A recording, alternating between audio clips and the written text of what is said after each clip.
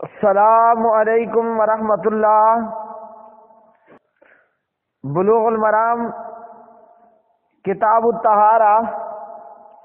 سبق نمبر ہے 6، سبق نمبر 6۔ بسم اللہ الرحمن الرحیم۔ عن ابی ہریرہ رضی اللہ تعالی عنہ قال قال رسول اللہ صلی اللہ علیہ وسلم اذا وقع الذباب فی شراب احدکم فلیغمسه ثم لینزعه فإن فی احد جناحیہ داء وفی الآخر شفاء۔ اخرجہ البخاری وابو داود وزاد وإنہ یتقی بجناحہ الذی فیہ الداء۔ حضرت ابو ہریرہ رضی اللہ تعالی عنہ راوی ہیں، فرماتے ہیں کہ پیارے نبی صلی اللہ علیہ وسلم نے فرمایا، جب تم میں سے کسی کے مشروب میں، کسی لیکوڈ مادے میں، کسی کے مشروب میں مکھی گر جائے تو مکھی کو ڈبکی دے کر نکالنا چاہیے، کیونکہ مکھی کے ایک پر میں بیماری ہے اور دوسرے پر کے اندر شفا ہے۔ ابو داود کی روایت میں ہے کہ مکھی گرتے وقت اپنے اس پر کے ذریعے سے بچتی ہے جس میں بیماری ہوتی ہے، یعنی مکھی جب کسی مشروب میں، پانی، دودھ، کوئی بھی لیکوڈ جس چیز میں گرتی ہے تو وہ اپنا بیماری والا پر پہلے ڈال دیتی ہے۔ تو پیارے نبی صلی اللہ علیہ وسلم کی حدیث سے ہمیں یہ معلوم ہوا کہ مکھی کے ایک پر کے اندر وائرس اور دوسرا پر اینٹی وائرس ہے۔ مکھی کا ایک پر جو بیماری ڈالتا ہے، اور جب اس کو ڈبو کر نکال لیا جائے گا، ہلکا سا ڈبونے کے بعد اس کو نکال دیا جائے تو جو اس کا دوسرا پر ہے وہ اینٹی وائرس کا کام دیتے ہوئے ڈالے ہوئے جراثیم کو اٹھا لیتا ہے، ختم کر دیتا ہے۔ اس سے ہمیں یہ معلوم ہوا کہ اللہ وحدہ لا شریک نے ہمیں ایسا عظیم المرتبت، ہمیں ایسا عظیم الشان پیغمبر عطا فرمایا کہ جس نے اتنے نازک معاملات کے اندر بھی ہماری رہنمائی فرمائی ہے، اور اللہ نے ہمیں وہ شریعت عطا کی کہ جس شریعت نے اتنے اہم، نازک اور معمولی معاملات کے اندر بھی ہماری رہنمائی کی۔ یہ شریعت محمدیہ صلی اللہ علیہ وسلم، اسلام، جو اللہ کا دین، جو اللہ نے ہمیں عطا کیا، قرآن اور پیغمبر اسلام محمد الرسول اللہ صلی اللہ علیہ وسلم کی سیرت، سنت، حدیث، آپ کے اسوہ حسنہ کی صورت میں، یہ وہ دین ہے لیلھا کنہارھا، جس کی رات بھی دن کی مثل روشن ہے۔ دین اور دنیا کے کوئی معاملات ہوں، کوئی سا بھی معاملہ ہو، وہ دن میں ہو، وہ رات میں ہو، وہ صبح میں ہو، وہ شام میں ہو، وہ اندھیروں کا معاملہ ہو یا روشنیوں کا معاملہ ہو، جینے کا ہو یا مرنے کا ہو، خوشی کا ہو یا غم کا ہو، ہر معاملے میں اسلام ہماری رہنمائی کرتا ہے۔ اور ہماری بدقسمتی یہاں سے شروع ہوتی ہے کہ ہم نے اسلام کو پڑھا ہی نہیں، اسلام کو پڑھنے اور سمجھنے کی کوشش ہی نہیں کی، اور اسلام پر عمل کرنے کی کوشش ہی نہیں کی۔ آج بڑے بڑے امریکی سائنسدان جنہوں نے سال ہا سال کی تحقیق کے بعد ہمیں یہ بتلایا کہ مکھی کے ایک پر کے اندر وائرس ہے، دوسرا پر اینٹی وائرس ہے، یہی بات ہم کلمہ پڑھنے والوں کے پیغمبر محمد الرسول اللہ صلی اللہ علیہ وسلم نے ہمیں روز اول بتا دی تھی کہ مکھی کے ایک پر کے اندر بیماری ہے اور ایک کے اندر شفا ہے۔ تو یہ صرف ایک مثال ہے میرے پیارے بھائیوں، اگر ہم اللہ کے دین پر عمل کرنے والے بن جائیں، اگر ہم قرآن اور حدیث کو پڑھنے والے بن جائیں، اور اگر ہم قرآن اور حدیث کو سمجھنے والے بن جائیں، قرآن اور حدیث کو اپنی زندگیوں میں لے آنے والے، نافذ کرنے والے، قرآن اور حدیث کو اپنی زندگیوں کا لائے عمل بنا لیں، اپنے عمل کا حصہ بنا لیں قرآن حدیث کو، تو ہمیں کیا کیا دنیاوی اور اخروی فائدے حاصل ہوں۔ تو یہ صرف ایک حدیث کہ مکھی گرتے ہوئے اپنے گندے پر کی طرف سے گرتی ہے اور اس کا دوسرا پر جو ہے وہ اس کے اندر شفا ہے، تو جب مکھی گر جائے اس کو ڈبکی دے کر نکالو تاکہ جو اس کا اینٹی وائرس سسٹم ہے وہ اپنا کام کرتے ہوئے وائرس کو جو ہے وہ اٹھا لے۔ اب یہی معاملہ جس طرح مکھی کے متعلق پیارے نبی نے فرما دیا کہ مکھی کسی چیز میں گرے تو اس کو ڈبکی دے کر نکال لینا ہے، مکھی کے اوپر قیاس کرتے ہوئے ہر ایسی چیز کہ جس کے اندر جسم میں بہنے والا خون موجود نہ ہو، اس کا حکم مکھی کے حکم کے جیسا ہوگا، وہ شاہ شہد کی مکھی ہو یا بھیڑ وغیرہ ہو یا اسی طرح کی دوسری چیزیں۔ تو نبی صلی اللہ علیہ وسلم نے ہمیں یہ تعلیم دی ہے۔ اب ان مسلمانوں کے لیے بھی لمحہ فکریہ ہے، سوچنے کا مقام، جو کہتے ہیں کہ جناب تقلید ضروری ہے۔ کیوں بھائی؟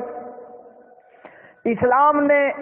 جن معاملات میں ہماری رہنمائی نہیں کی ہمیں تقلید کرنا پڑے گی۔ الحمدللہ اسلام نے ہر معاملے میں ہماری رہنمائی کی، ہماری علمی کوتاہی یا علم سے دوری اور تقلید کے اختیار کرنے کی وجہ سے ہماری زبانوں سے ایسے بول اور ایسی گفتگو نکلتی ہے۔ جو پیغمبر مکھی کے تعلق سے ہمیں تعلیم دے سکتا ہے، کیا اس پیغمبر کی تعلیمات میں کوئی نقص ہے کہ اس نقص کو تقلید پورا کرے گی؟ اب جب کہا جاتا ہے اور مقلدین کی طرف سے باقاعدہ یہ اعتراض ہوتا ہے اہل الحدیث پر کہ جناب اگر لیکوڈ میں، مشروب میں، پانی میں، دودھ میں، چائے میں اگر مچھر گر جائے تو پھر اس کی حدیث دکھاؤ، اور اگر اس میں بھیڑ گر جائے تو وہ اس کی حدیث دکھاؤ، اگر شہد کی مکھی گر جائے تو اس کے لیے حدیث لے کر آؤ۔ یہ تمام اعتراضات کرنے کا مقصد کیا ہے کہ قرآن اور حدیث نعوذ باللہ ناقص ہے، اس میں نقص ہے، زندگی کے اندر پیش آنے والے مسائل کی رہنمائی میں اسلام کما حق حق ادا نہیں کر سکتا، اور یہ سوچنا ہی بےہودگی پر مبنی ہے، یہ سوچ ہی تعفن زدہ ہے، یہ سوچ ہی بدبودار سوچ ہے جو یہ کہے کہ اسلام روزمرہ معاملات میں آگاہی کے لیے ناکافی ہے۔ ہم مکھی پر قیاس کرتے ہوئے مچھر کے لیے یہی حکم اور بھیڑ کے لیے یہی حکم اور ہر وہ جانور جس کے اندر بہنے والا خون موجود نہ ہو اسے مکھی پر قیاس کریں گے۔ اب اہل حدیث پر اعتراض آئے گا کہ جناب آپ کے تو دو اصول ہیں، اطیع اللہ و اطیع الرسول، یہ قیاس کا سہارا کیوں لے رہے ہو؟ تو یہاں بھی تقلید کرنے والوں کی بد عقلی اور بے عقلی ہے۔ اس لیے کہ مسائل میں قیاس کرنا یہ خود پیغمبر اسلام محمد الرسول اللہ صلی اللہ علیہ وسلم سے ثابت ہے۔ ایک صحابی آیا اور آ کر کہتا ہے کہ میری ماں کے ذمے روزے ہیں، کیا میں اپنی ماں کی طرف سے روزے رکھ سکتا ہوں؟ آپ نے فرمایا اگر تیری ماں پر قرضہ ہوتا تو ادا کرتا؟ انہوں نے کہا جی بالکل کرتا۔ تو آپ نے فرمایا پھر تو روزے بھی رکھ، او کما قال علیہ الصلوۃ والسلام، صحیح البخاری وغیرہ۔ تو اللہ کے رسول نے خود قیاس ہمیں بتلایا کیا، تو اس لیے قیاس کرنا، اجتہاد کرنا، مجتہد کی بات ماننا، یہ قیاس کرنا یہ تقلید نہیں ہے، یہ تمام چیزیں اطیع اللہ و اطیع الرسول کے دائرے کے اندر، حدود کے اندر، بارڈرز کے اندر موجود ہیں۔ تو نبی صلی اللہ علیہ وسلم نے ہمیں یہ تعلیم دی، اس سے ہمیں یہ معلوم ہوا جو ہماری عادت ہے عام طور پر چائے پی رہے ہیں اور دودھ پی رہے ہیں، پانی ہے، کوئی مشروب ہے، مکھی گر جاتی ہے، ہم وہ پورا مشروب ضائع کر دیتے ہیں۔ اس مشروب کو ضائع نہیں کرنا، انگلی سے مکھی کو ڈبکی دینی ہے اور پھر اس کو نکال کر باہر کر لینا ہے۔ آپ کا یہ دودھ پھر سے صاف ہے، بسم اللہ پڑھ کر اس کو پی لیجئے۔ اگلی حدیث، ان ابی واقد اللیثی رضی اللہ تعالی عنہ قال قال رسول اللہ صلی اللہ علیہ وسلم ما قطع من البہیمۃ وہی حیۃ فہو میت، اخرجہ ابو داود والترمذی وحسنہ۔ ابو واقد لیثی رضی اللہ تعالی عنہ راوی ہیں، رسول اللہ صلی اللہ علیہ وسلم نے فرمایا زندہ جانور میں سے جو کچھ کاٹ لیا جائے تو وہ مردار ہے۔ زندہ جانور میں سے جو کچھ کاٹ لیا جائے وہ مردار ہے، یعنی اس جانور کو ذبح کرنے کی بجائے اس کے جسم کے کسی حصے میں سے گوشت کاٹ لیا جائے تو اس کا کھانا حرام ہوگا، کیونکہ وہ مردار ہے اور اس مردار کا کھانا حرام ہے۔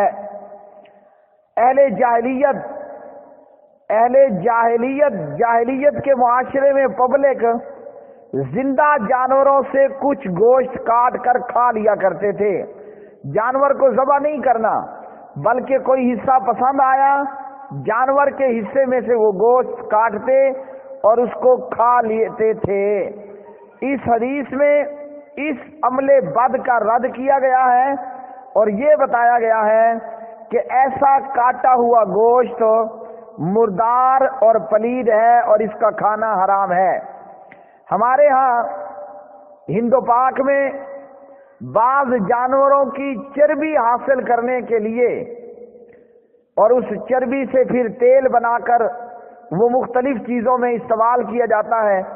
چاہے وہ بطور دوائی استعمال کیا جائے یا بطور مالش۔ ایک تو یہ عمل اپنی جگہ پر گندا عمل ہے کہ جانور کو ذبح کرنے کی بجائے اپنا مطلوبہ حصہ، اس جانور کے وجود میں سے مطلوبہ حصہ زندہ جانور میں سے ہی کاٹ لیا جائے۔ ایک تو یہ عمل درندگی پر مبنی ہے کہ کسی جانور کے ساتھ یہ معاملہ نہیں کرنا، یہ درندگی ہوگی۔ جانور کے جس حصے کا گوشت چاہیے پہلے اس جانور کو بسم اللہ اللہ اکبر کر کے ذبح کیجئے، پھر اس کے بعد جہاں سے مرضی آئے آپ اس کے گوشت کو ٹکڑا کیجئے، کاٹیے اور کھائیے۔ تو زندہ جانور کے جسم میں سے چربی یا گوشت نہیں کاٹنا۔ دوسرا اس حدیث سے یہ معلوم ہوا اگر کوئی ایسا کرے گا تو وہ گوشت اور وہ مطلوبہ چیز مردار ہوگی، اس کا کھانا حرام ہوگا۔ ہمارے ہاں ہند و پاک میں ہم نے دیکھا کہ لوگ سانڈے کی چربی حاصل کرنے کے لیے زندہ سانڈے کا پیٹ چیر دیتے ہیں، زندہ سانڈے کا پیٹ چاک کر کے اس کے پیٹ کے مخصوص حصے میں سے چربی نکالی جاتی ہے، وہ پھر کمر درد میں اور گھٹنوں کے درد میں، جوڑوں کے درد میں اس کو مریضوں کے استعمال کرنے کے لیے دی جاتی ہے۔ تو زندہ جانور کے وجود میں سے گوشت کاٹا جائے، زندہ جانور کے وجود میں سے چربی نکالی جائے تو یہ چیز مردار ہوگی اور اس کا کھانا حرام ہوگا۔ اگر کوئی ایسی چربی، ایسی مردار چربی اپنے جسم پر لگائے گا تو نماز وضو کے لیے اس کو وہ متاثرہ حصہ اچھی طرح دھو کر صاف کرنا ہوگا۔ اور دوسرا یہ کہ جیسے جاہلیت میں لوگ زندہ جانوروں کے گوشت کے کچھ حصے کاٹتے تھے، مسلمان نے ایسا کوئی کام نہیں کرنا، اس قسم کی درندگی کا مظاہرہ نہیں کرنا۔ ہاں اگر کسی کو سانڈے کی چربی چاہیے تو سانڈا حلال ہے، جیسا کہ آگے بلوغ المرام کتاب العتیمہ میں ہم حدیث انشاءاللہ اللہ مستوی علی العرش کے فضل و کرم سے اور اس کی مدد سے پڑھیں گے انشاءاللہ۔ تو اگر سانڈے کی چربی چاہیے، پہلے سانڈے کو ذبح کر دیا جائے، پھر اس کا آپ کی مرضی ہے، اس کا گوشت کھائیں، اس کی چربی نکالیں اور اپنا کام چلائیں۔ تو نبی صلی اللہ علیہ وسلم نے اس حدیث میں یہ ہمیں فرمایا کہ زندہ جانور میں سے جو کچھ کاٹا جائے گا، جو کچھ کاٹ لیا جائے گا وہ مردار ہوگا، اس کا کھانا حرام ہوگا۔ تو ان احادیث سے ہمیں یہ معلوم ہوا مکھی اگر مشروب میں گر جائے اس کو ڈبکی دے کر نکال لیجئے، ایک پر میں بیماری ہے اور دوسرے میں شفا ہے۔ اور اسی طرح زندہ جانور کے جسم میں سے کچھ گوشت نہیں کاٹنا، کوئی چربی نہیں نکالنی، ہاں یہ کہ اس کو پہلے باقاعدہ ذبح کیا جائے، پھر حلال جانور کا گوشت آپ ذبح کے بعد جہاں سے مرضی آئے کھا سکتے ہیں۔ بلوغ المرام کتاب الطہارہ سبق نمبر 6 تھا۔ اللہ مستوی علی العرش سے دعا ہے کہ اللہ سبحانہ و تعالی احادیث کو بیان کرنے، یاد کرنے، عمل پیرا ہونے کی توفیق عطا فرمائے اور ہر اچھے کام کو اللہ سبحانہ و تعالی پائے تکمیل تک پہنچائے۔